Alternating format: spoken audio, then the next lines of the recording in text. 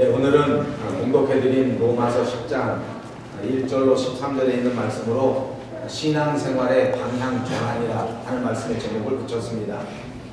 요즘 유행하는 말 가운데 포스트 모더니즘이라고 하는 말이 있습니다. 지금까지 살아온 우리 현대 모던 이후에는 어떻게 될 것인가, 그리고 우리가 살아가는 이 현대 이후의 삶에는 우리가 어떻게 살아야 하는가 하는 것을 다루는 말입니다. 이 포스트 모더니즘의 대표적인 특징이 있다고 하면 그것은 또 다원주의입니다. 다원주의라고 하는 것은 절대성을 인정하지 않는 주의입니다. 어느 한쪽 방향을 인정하지 않습니다. 모든 방향이 한 곳으로 이루어져 있다고 하는 것을 설명합니다. 다시 말하면 세상에 절대적인 진리라고 하는 것은 있을 수 없다는 주장입니다. 그들은 에 대하여 이 포스트 모더니즘을 주장하기를 원합니다. 우리 기독교의 진리 가운데 구원의 역사, 구원의 진리의 절대성을 부정하려고 하는 노력입니다. 그들은 설명하기를 구원이 산에 오르는 것과 비슷하다고 주장합니다. 산에 오르는 데는 여러 가지 길이 있을 수 있다는 것입니다. 우리 조국 북한산에 올라가는데 정릉에서부터 북한산에 올라갈 수 있는 길이 있고, 또 저쪽 우이동에서부터도 그 북한산에 오를 수가 있고, 또 저 경기도 쪽에서 송추에서부터도 그 북한산에 오를 수 있기 때문에 이렇게 여러 가지 길이 있다고 하는 것을 설명하는 것입니다. 이것과 똑같이 구원에 이르는 길이, 여러 가지 길이 있을 수 있다는 것입니다. 기독교도 구원에 이르는 한 가지 길이 될 수 있고, 불교로도 구원에 이를 수 있고, 이슬람교도 구원에 이를 수 있다고 주장하는 것입니다.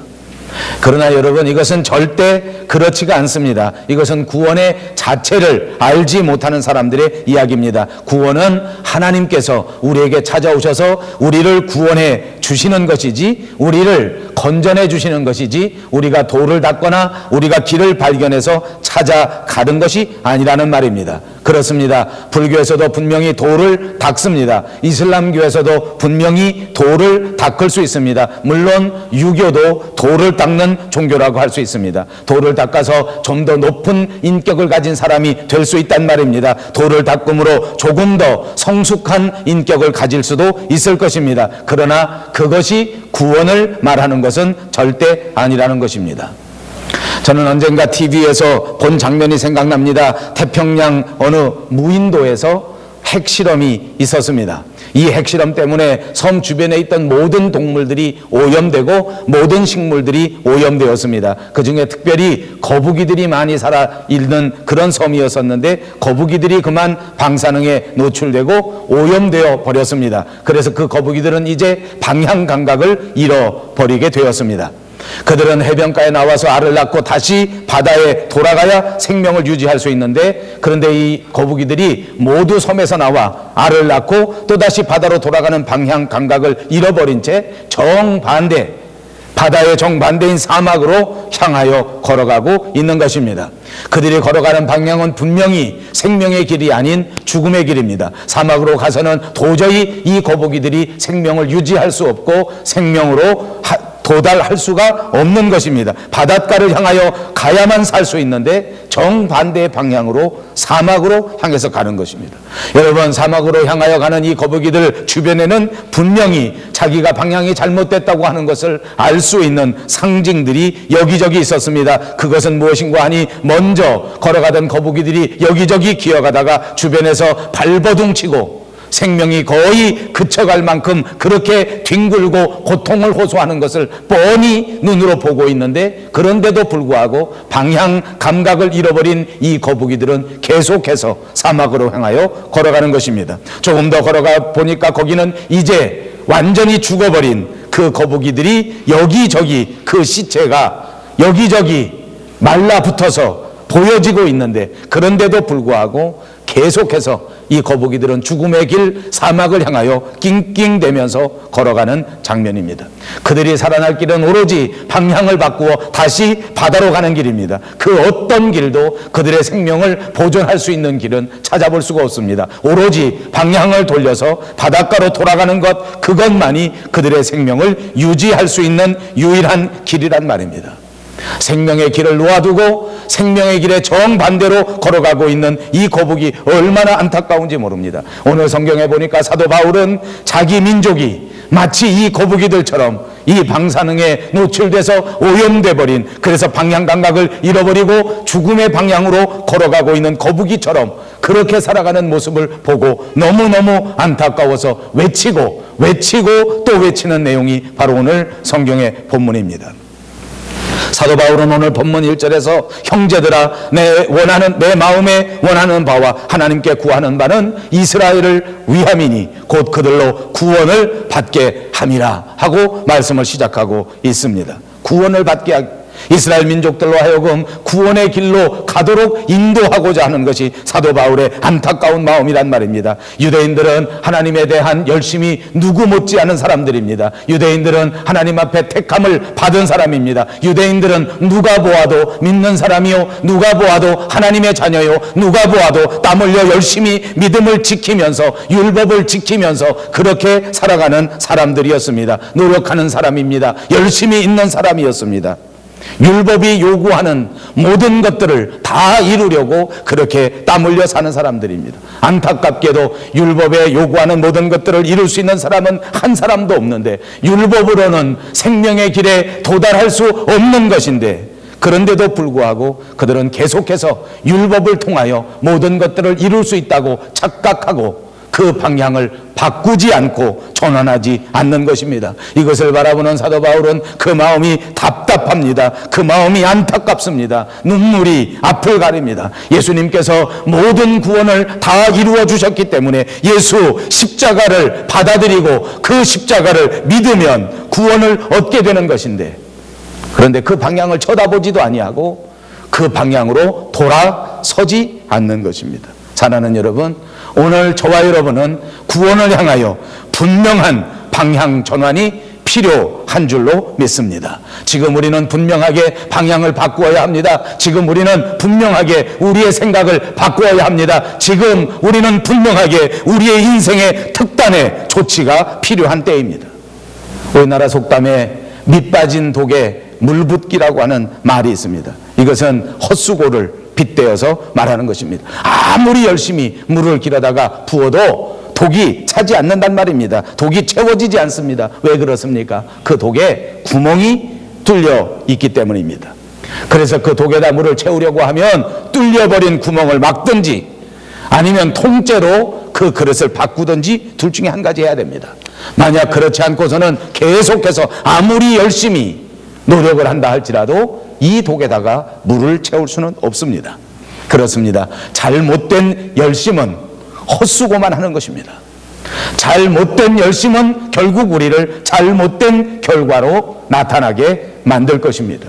물론 성경은 우리에게 계속하여 권면합니다. 열심을 가지고 주를 섬기라고 말합니다. 열심히 있어야 신앙생활에 성공한다고 말합니다. 일하기 싫으면 먹지도 말라고 말합니다. 열심을 품고 주님을 섬기되 게으르지 말라고 말합니다. 성경에 보니까 개미에게서 배울 만큼 그렇게 열심히 최선을 다하여 살아야 할 것이 저와 여러분의 일생이요, 저와 여러분의 신앙생활이라고 말씀해주고 있습니다. 그런데 방향이 잘못됐다고 하면 이 모든 열심마저도, 이 모든 수고마저도, 이 모든 땀방울마저도 마치 밑 빠진 독에 물 붓는 것처럼 헛수고가 된다는 것입니다.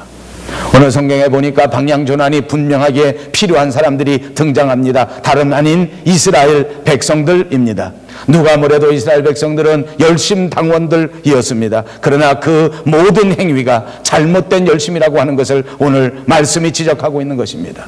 형제들아, 내 마음에 원하는 바와 하나님께 구하는 바는 이스라엘을 위함이니 곧 그들로 구원을 받게 함이라. 내가 증언하노니 그들이 하나님께 열심히 있으나 올바른 지식을 따른 것이 아니니라.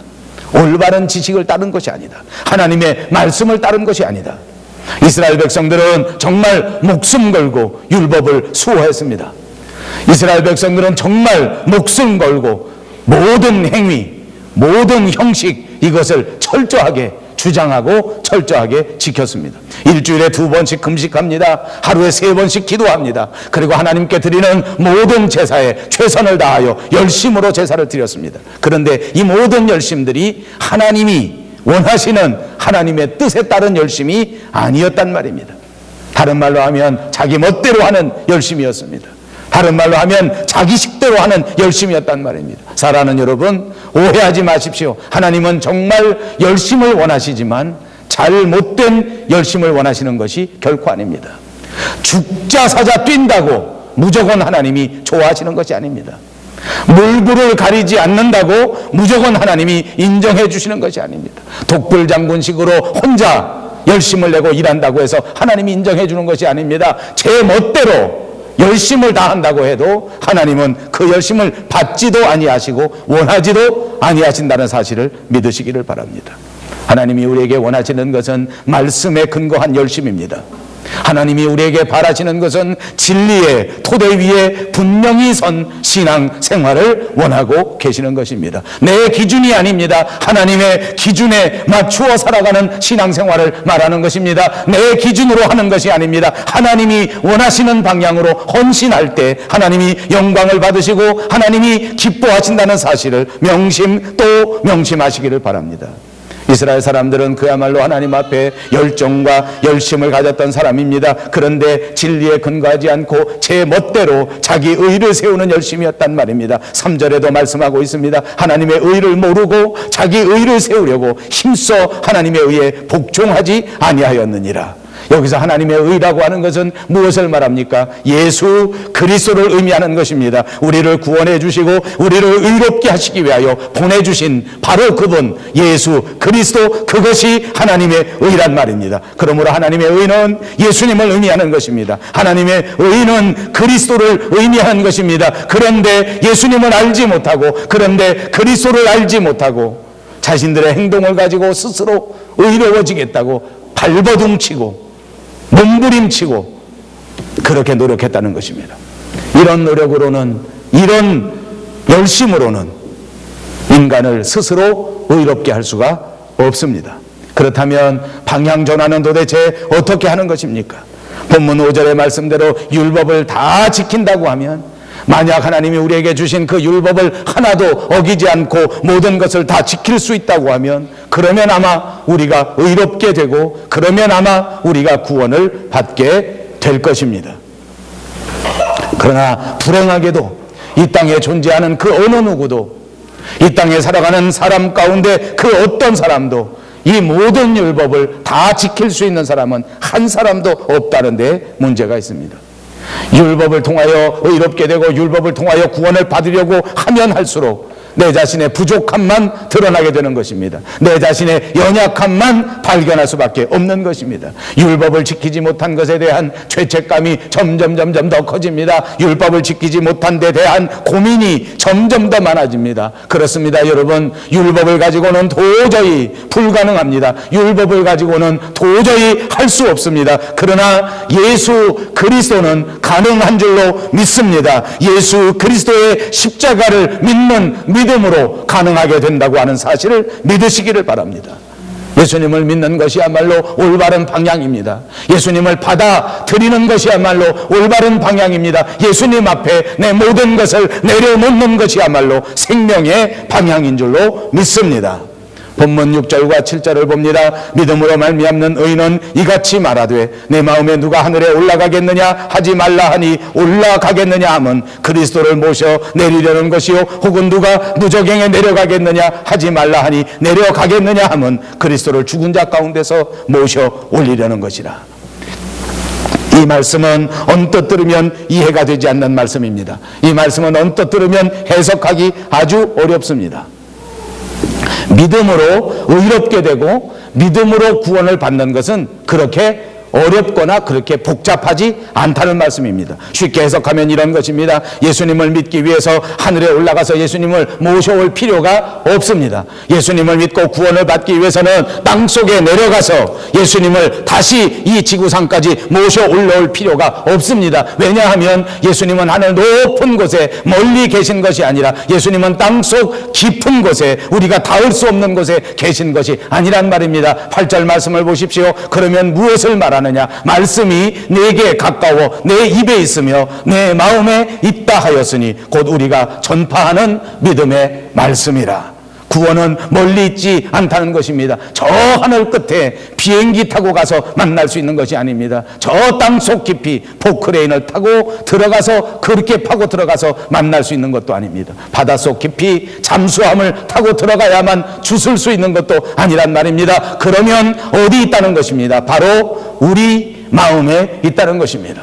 바로 우리 입 안에 있다고 말씀하는 것입니다. 그렇습니다. 구원은 우리 마음에서, 우리 입 안에서 결정된다고 믿습니다. 9절과 10절에 말씀합니다. 내가 만일 내 입으로 예수를 주로 시인하며 또 하나님께서 그를 죽은 자 가운데서 살리신 것을 내 마음에 믿으면 구원을 받으리라. 사람이 마음으로 믿어 의에 이르고 입으로 시인하여 구원에 이르느니라. 그렇습니다. 구원을 얻기 위해서는 첫째 예수님의 죽으심과 부활하심을 마음으로부터 믿어야 합니다. 그리고 둘째로 입술로 예수님을 주님이라고 시인해야 된다는 것입니다. 다시 말하면 예수님이 내 인생의 주인이시다. 예수님이 내 삶의 주인이시다. 예수님이 우리 교회의 주인이시다 하는 것을 인정하고 고백하라는 말입니다. 여러분 한번 고백하십시다. 예수님이 내 삶의 주인이시다.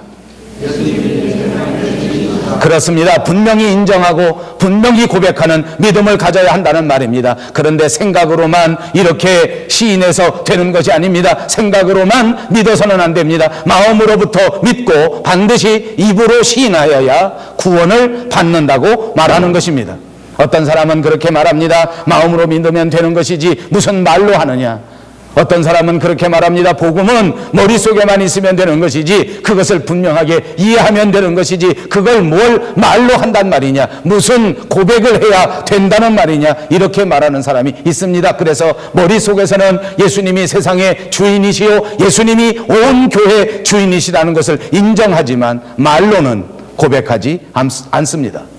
입술로는 전혀 그리스도인이라고 말하지 않습니다. 내가 믿는다고 말하지도 않습니다. 나는 예수님 없이는 살 수 없다고 고백하지 않습니다. 그러면서도 자기는 마음속에는 예수님을 믿는다고 또 항변합니다. 그런데 오늘 성경에 보니까 그런 사람은 예수 믿는 것이 아니라는 것입니다. 여러분 아무리 마음으로부터 믿는다 할지라도 행동으로 열매로 나타나지 아니하면 입술로 시인하지 아니하면 믿는 사람이 아니라는 것입니다. 사랑하는 여러분 축복합니다. 오늘 이 순간부터 아무리 여러분이 마음속에 예수님을 향한 뜨거운 사랑이 있다고 할지라도 방향을 전환하십시오. 마음속에서만 머무러서는 안 됩니다. 반드시 입으로 시인하고 반드시 행동으로 실천할 수 있는 살아있는 믿음인들 모두가 되시기를 주님의 이름으로 축복합니다. 입술로 시인해야 됩니다. 이제는 방향을 전환합니다. 행실로 분명히 믿음을 입증합니다. 그렇게 하면 어떻게 됩니까? 구원은 어느 특정한 민족, 어느 특정한 인종에게 주어진 특권이 아닙니다. 누구든지 예수 그리스도를 자기의 구주로 마음속으로 믿고 그리고 입술로 예수님이 구세주 되셨다고 하는 것을 시인하면 그는 누구든지 다 구원을 받습니다. 아무리 술주정뱅이로 손가락질을 받았던 사람도 구원을 받게 되는 줄 믿습니다. 누구라도 다 구원을 받습니다. 그리고 그 사람은 더 이상 부끄러움을 당하지 않는다고 약속해 주셨습니다. 11절을 보십시오. 성경에 이르되 누구든지 그를 믿는 자는 부끄러움을 당하지 아니하리라. 예수 믿는 사람들은 결단코 부끄러움을 당하지 않습니다. 예수 믿는 사람들은 반드시 이 땅 위의 모든 삶을 마치면 하나님의 나라에 들어갈 것이기 때문에 하나님 나라에서 여러분 모두가 영광을 받고 부끄러움을 당하지 않는다는 사실을 믿으시기를 바랍니다. 그리고 또 있습니다. 예수 믿는 사람은 이 땅에 살아가는 동안 잠시 동안은 부끄러움을 당할 수 있을지 몰라도 이 땅 위에서도 부끄러움을 당하지 아니하도록 하나님이 붙잡아 주실 줄로 믿습니다. 그러므로 사랑하는 여러분 예수님을 마음속으로부터 믿어 예수님을 구주로 삼은 저와 여러분 이제는 이 세상에서 우리는 부끄럽지 않게 하나님께서 붙잡아 주신단 말입니다. 하나님이 우리를 책임져 주신단 말입니다. 하나님이 우리를 도와 주신단 말입니다. 그러므로 사랑하는 여러분 두려워하지 마십시오. 하나님께서 책임져 주실 것입니다. 세상 끝날까지 성령 하나님께서 저와 여러분과 함께 해주시고 저와 여러분을 도와주시고 저와 여러분을 인도해 주실 줄로 믿습니다. 세상은 변합니다. 세상 사람들은 모두가 다 변합니다. 세상은 흔들립니다. 세상 사람들은 모두가 다 흔들립니다. 그러나 하나님은 변하지 않습니다. 그러나 성령님은 결단코 흔들리지 않습니다. 하나님께서는 구원받은 사랑하는 백성들과 오늘부터 끝날까지 결단코 흔들리지 아니하시고 결단코 변개치 아니하시고 항상 함께 하실 줄로 믿습니다. 12절 13절 말씀을 봅니다. 유대인이나 헬라인이나 차별이 없습니다. 한 분이신 주께서 모든 사람의 주가 되사 그를 부르는 모든 사람에게 부요하시도다. 누구든지 주의 이름을 부르는 자는 구원을 받으리라. 하나님께서 예수 그리스도를 믿는 저와 여러분을 부요케 해 주신다는 약속입니다. 하나님께서는 예수님을 믿는 저와 여러분에게 영적인 부요를 나리워 주실 것입니다. 믿음의 부요를 나리워 주실 것입니다. 사랑의 부요를 넘치도록 축복해 주실 것입니다. 소망 가운데 우리를 넘치게 하실 것입니다. 이 땅 위에 살아가는 삶에도 결단코 빈곤치 않도록 결단코 가난하지 않도록 붙들어 주실 줄로 믿습니다. 이것이 하나님의 뜻입니다. 우리의 육체마저도 하나님께서 붙잡으셔서 결코 아프지 않도록 붙잡아 주시고 건강하게 씩씩하게 생동하며 살아갈 수 있도록 만들어 주신단 말입니다. 이것이 하나님의 약속입니다. 이것이 주님의 뜻입니다. 주님이 원하시는 것입니다. 사랑하는 여러분, 오늘 이 순간 우리의 믿음 생활을 다시 한번 올바른 방향으로 말씀의 방향으로 전환하시기를 주님의 이름으로 축복합니다. 제 멋대로 사는 것이 아닙니다. 내 고집대로 사는 것이 아닙니다. 하나님의 말씀대로 사시기를 축복합니다. 마음으로부터 믿고 입술로 시인하여 하나님의 축복된 자녀들이 되십시오. 하나님의 축복된 백성들이 되십시오. 그래서 천지 만물을 지으시고 만물을 주권적으로 다스리시고 통치하시는 이 놀라우신 하나님의 풍요로움과 이 놀라우신 하나님의 사랑 가운데 살아갈 수 있는 여러분 모두가 되시기를 주님의 이름으로 축복합니다. 기도하겠습니다. 걸어가신 우리 하나님 참 감사합니다. 이제 우리는 하나님 앞에 택함 받아 예수 그리스도의 십자가의 보혈로 구원을 얻은 자들입니다.